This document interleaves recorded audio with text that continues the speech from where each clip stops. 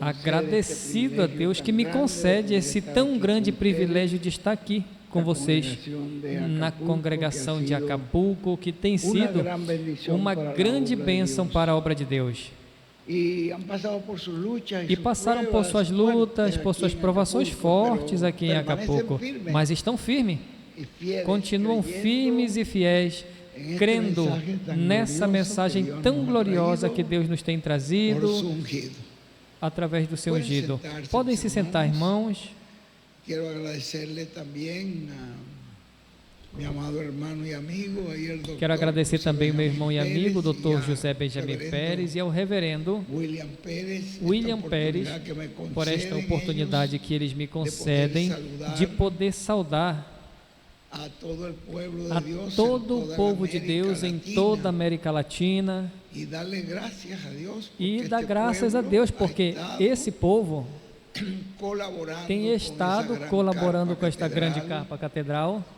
E estivemos agora temos estado agora sendo abençoados desde esta grande capa catedral. Vê que estávamos trabalhando e estávamos colaborando para a nossa própria bênção. É algo muito grande o que Deus tem feito para a nossa própria bênção, porque a maior bênção é a bênção espiritual,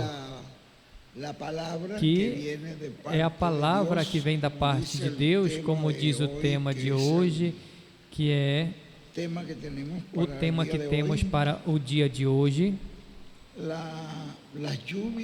A chuva de bênção pela palavra de Elias no último dia. Imagine, as chuvas de bênçãos pela palavra de Elias no último dia. Veja que tremenda profecia o irmão William estava nos dando ali. E a pessoa vê comparado com aquilo que aconteceu com Elias. No tempo de Elias, por conta de que o povo de Israel se afastou do Senhor e começou a seguir outras ideias e outros deuses e outras coisas. E o profeta Elias falou que não teria chuva, nem sequer um orvalho, senão por sua palavra. A chuva é uma bênção. Quando tem chuva, é uma bênção. Glorificamos a Deus, porque isso indica que a bênção de Deus, Ele promete enviar a chuva temporânea, a chuva tardia, que é a chuva do ensinamento. E também, na Escritura, quando Jesus disse: quem tem sede, venha a mim e beba, ele estava falando do Espírito que havia de enviar, e esta chuva do Espírito é a que produz essa liberdade na vida da pessoa, porque é o Espírito do Senhor alimentando ao povo. Veja, isso é o que Deus está fazendo. Estamos hoje no maior tempo de todos os tempos, que é o tempo da segunda vinda do Senhor. Vocês se dão conta que quando o Senhor, na sua primeira vinda, que o seu primeiro movimento foram muito simples. Ele viveu ali como um carpinteiro, como um construtor lá em Nazaré, até que chegou o tempo onde ele já sabia que era o tempo na qual se cumpriria essa primeira parte das 70 semanas de Daniel, porque se você olha pela história, você se dá conta o que Deus disse ao profeta Daniel sobre esta semana e quando começaria. Quando comece a construção dos muros, e vocês veem que quando Artaxerxes deu a ordem, e dali vocês calculam, Esas 70 E estas semanas, 70 semanas, ya las 69 as semanas 69 semanas já se cumpriram quando Jesus já estava se apresentando. Ali estava começando a semana 70 de Daniel. Mas ele não fez menção nenhuma disso, simplesmente foi, se batizou lá no Rio Jordão e começou a caminhar por ali. E alguns discípulos de João começaram a seguir ele. E ele falou: vocês estão procurando o quê? Ele não declarou completamente quem ele era. Então foi Deus chamando uns, chamando os pescadores, chamando outros, e foi se formando esse primeiro grupo de seguidores do Senhor. Era um pouquinho, mas ele ainda não tinha declarado completamente quem ele era, até que um dia ele pergunta: o que as pessoas falam que eu sou? Então eles dizem: uns falam que tu és Jeremias, que tu és Elias, que tu és tal coisa, ou tal profeta. Alguns tinham a ideia que era João Batista mesmo que tinha ressuscitado, porque Herodes o matou. E ele falou: e vocês? Quem vocês dizem que eu sou? Aí foi onde Pedro recebeu essa revelação. Lembrem que a revelação é a base, o fundamento da igreja do Senhor. Porque ele disse: tu és o Cristo, Filho do Deus vivente. Ele não falou: eu acho, eu penso, mas ele deu a palavra específica, direta. E o Senhor falou: e tu és bem-aventurado, porque isso não te revelou carne nem sangue, mas o meu Pai que está nos céus. E sobre esta rocha edificarei a minha igreja. E as pessoas achavam que a rocha era Pedro, que dali se originou, que Pedro era o primeiro Papa. Mas isso foi uma doutrina, uma conclusão, um argumento que os homens tiveram.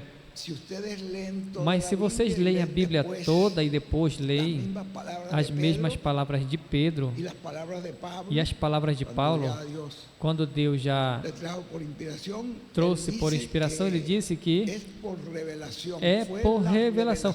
Foi a revelação de quem ele era. E essa revelação tem que vir, como diz a Bíblia, pelo Espírito Santo. O Espírito Santo é o que sempre tem trazido a revelação ao povo de Deus, o Espírito do Senhor. Agora o Espírito do Senhor usa instrumentos humanos para poder nos falar. Mas nessa revelação, que é onde está essa fonte de vida, de luz, e ela é a única coisa segura que existe. E Jesus mesmo falou a eles: mas não falem para ninguém que eu sou o Cristo. Ainda ficou um tempo onde pediu aos discípulos que não falassem isso para as pessoas.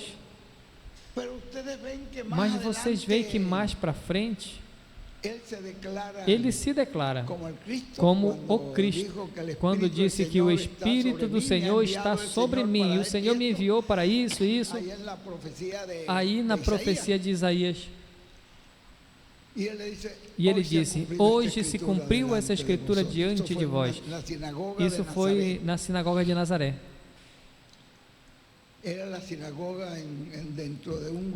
Na sinagoga onde entrou um grupo de pessoas que o povo de Israel falava, os gentios, Israel, Jerusalém chama, eles falavam de Nazaré como uma cidade que tinha muitos gentios que tinham se misturado.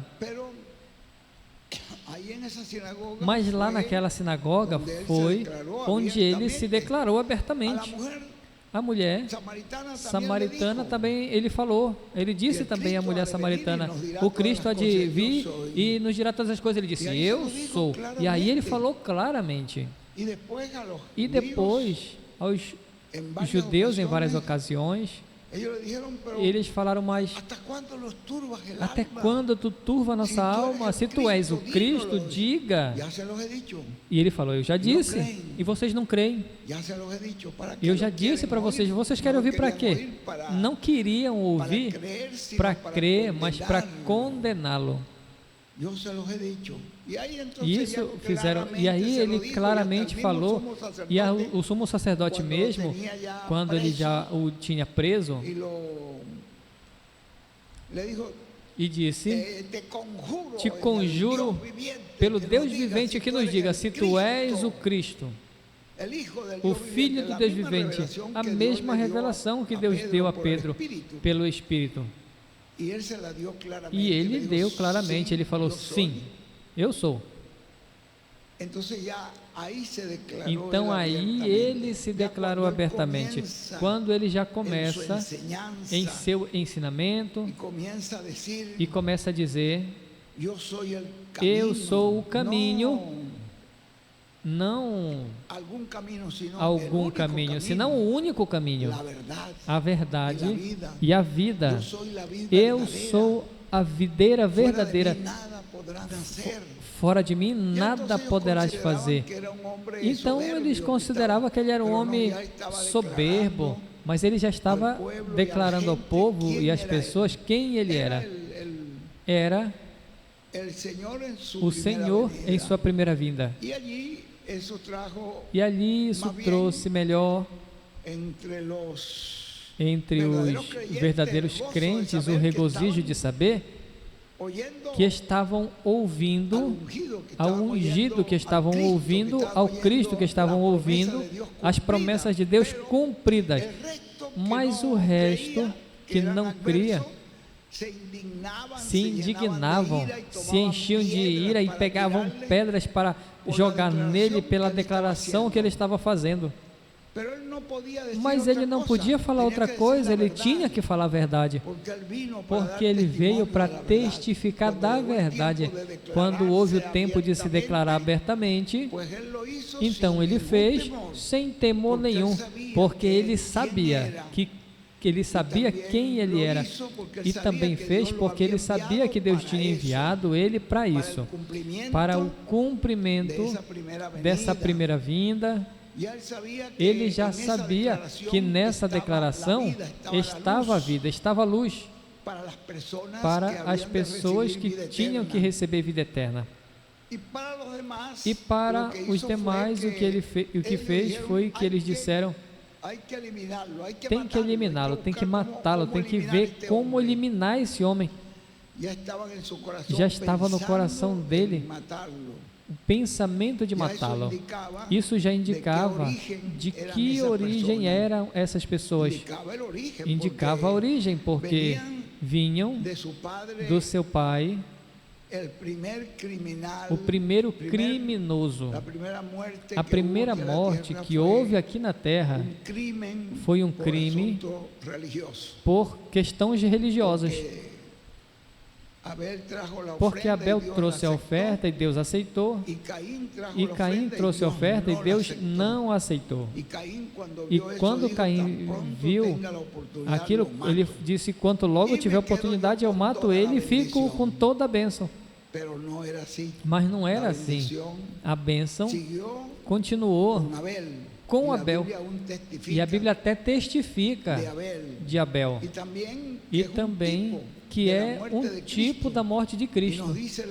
E o irmão Branham nos diz que Sete, o outro filho, é um tipo da ressurreição, e Cristo seguiu em frente, Deus seguiu em frente com o seu programa, através da ressurreição de Cristo.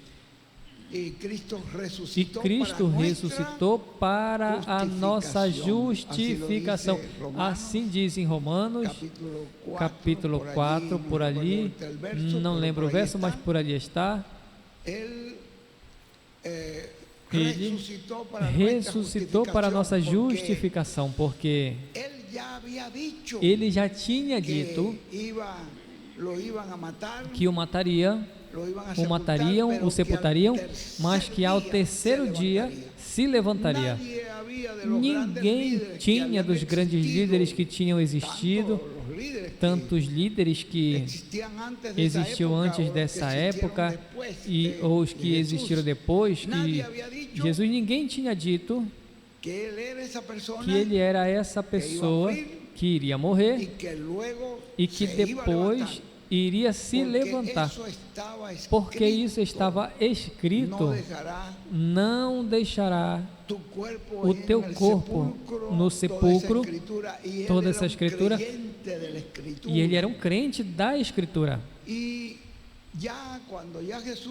quando Jesus já se declarou abertamente, isso já produziu uma grande perseguição.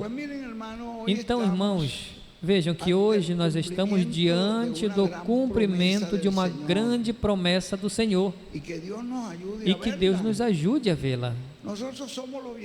Nós somos os bem-aventurados porque cremos nela, recebemos ela com todo o nosso coração e estamos sendo abençoados. Estamos recebendo a bênção de Deus, a glória de Deus em nossas vidas. Quando estamos crendo nessa promessa do Senhor, porque o Senhor nos disse que a maior promessa era a segunda vinda do Senhor, e nos disse pelos profetas, tanto Branham quanto o irmão William, que a única esperança para os escolhidos, a única esperança para os filhos de Deus é a segunda vinda do Senhor. Não tem outra esperança. Não procure outra esperança do outro lado, porque não vai achar. Isso já é uma palavra falada. A única esperança, a única bênção para os filhos de Deus está na sua segunda vinda. Hoje vocês já veem como o ungido de Deus está nos trazendo uma mensagem tão clara, e essa mensagem eu estava lendo aqui, tão tremenda essa mensagem do nosso irmão William, essa chuva de bênção pela palavra de Elias no último dia. A única bênção que existe sobre a terra hoje, a única chuva que pode refrescar a alma e nos dar vida, está nas palavras de Elias no último dia. E Elias vem com Moisés, porque está na Bíblia, e aqui mesmo nos mostra o irmão William o caso do Monte da Transfiguração, quando Jesus mostrou a sua segunda vinda. E como diz Lucas 9:29, o rosto do Senhor se converteu em outro, se transfigurou. Ali eles viram outro rosto, mas era o mesmo Senhor, Jesus Cristo, o mesmo anjo do pacto, o mesmo Espírito Santo, a mesma coluna de fogo, porém manifestada, nos mostrou em outro véu de carne. Isso está na Bíblia. Muitas pessoas passam despercebido, mas isso está na Bíblia.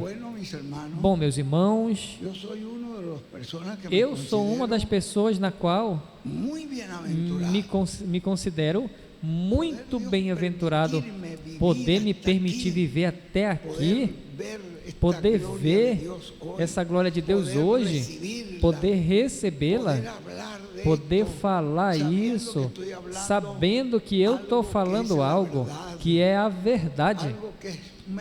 Algo, é uma mensagem que é luz, testificar disso a outras pessoas.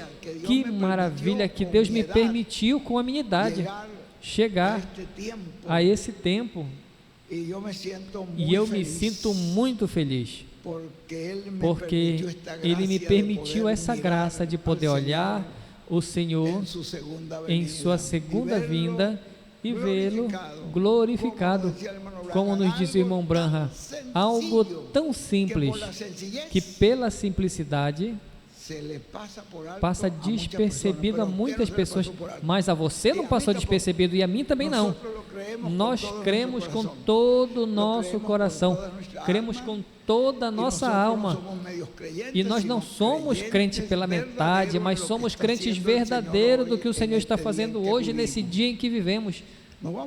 Vamos ficar de pé para deixar conosco imediatamente esse personagem tão especial que hoje nos visita e está nos trazendo essa água de vida que está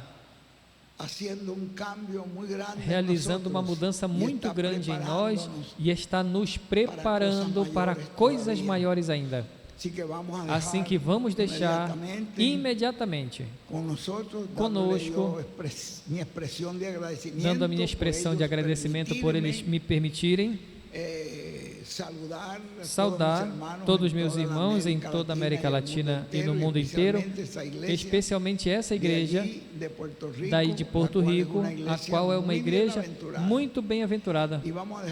E vamos deixar conosco imediatamente o nosso apreciado irmão e amigo, o doutor José Benjamin Pérez de Porto Rico.